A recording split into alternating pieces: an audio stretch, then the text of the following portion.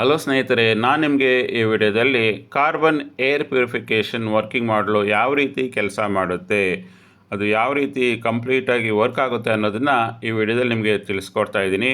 Carbon air purification ಅಂದರೆ ನಾವು ನಮ್ಮ ಫ್ಯಾಕ್ಟ್ರಿಗಳಿಂದ ಏನು ಹೊಗೆ ಬರುತ್ತೋ, ಧೂಳು ಬರುತ್ತೋ, ಮತ್ತು ಮನೆಗಳಲ್ಲಿ ಹೊಗೆ ಧೂಳು ಯಾವ ರೀತಿ ಬರುತ್ತೋ ಅದನ್ನು ನಾವು ಯಾವ ರೀತಿ ಕ್ಲೀನ್ ಮಾಡೋದು, ಏರ್ನ ಯಾವ ರೀತಿ ಪ್ಯೂರಿಫೈ ಮಾಡೋದು, ಎಸ್ಪೆಷಲಿ ಆ್ಯಕ್ಟಿವೇಟೆಡ್ ಕಾರ್ಬನ್ ಮತ್ತು ಕಾರ್ಬನ್ ರ್ಯಾಟ್ಸ್ನ ಯೂಸ್ ಮಾಡಿಕೊಂಡು ನಾವು ಯಾವ ರೀತಿಯಲ್ಲಿ ಹಾರ್ಮ್ಫುಲ್ ಗ್ಯಾಸಸ್ನ ರಿಮೂವ್ ಮಾಡ್ಬೋದು, ಡಸ್ಟ್ ಪಾರ್ಟಿಕಲ್ಸ್ನ ರಿಮೂವ್ ಮಾಡ್ಬೋದು ಅನ್ನೋದನ್ನು ಈ ವಿಡಿಯೋದಲ್ಲಿ ನಿಮಗೆ ತಿಳಿಸ್ಕೊಡ್ತಾ ಇದ್ದೀನಿ. ಈಗ ನಿಮಗೆ ಡೆಮಾನ್ಸ್ಟ್ರೇಟ್ ಮಾಡ್ತೀವಿ ಇದು ಯಾವ ರೀತಿ ಕೆಲಸ ಮಾಡುತ್ತೆ ಅಂದರೆ, ಇದು ನಾವೊಂದು ಹೊಗೆ ರೀತಿಯಲ್ಲಿ ಸಿಚುವೇಷನ್ನ ಕ್ರಿಯೇಟ್ ಮಾಡಿದ್ದೀವಿ. ಈಗ ನೋಡ್ತಾ ಇರ್ಬೋದು, ಫ್ಯಾನಿಂದ ಅದು ಕಂಪ್ಲೀಟಾಗಿ ಸ್ಮೋಕ್ನ ಅಬ್ಸಾರ್ಬ್ ಮಾಡ್ಕೋತಾ ಇದೆ. ಅದು ಅಬ್ಸಾರ್ಬ್ ಮಾಡ್ಕೊಂಡ್ರು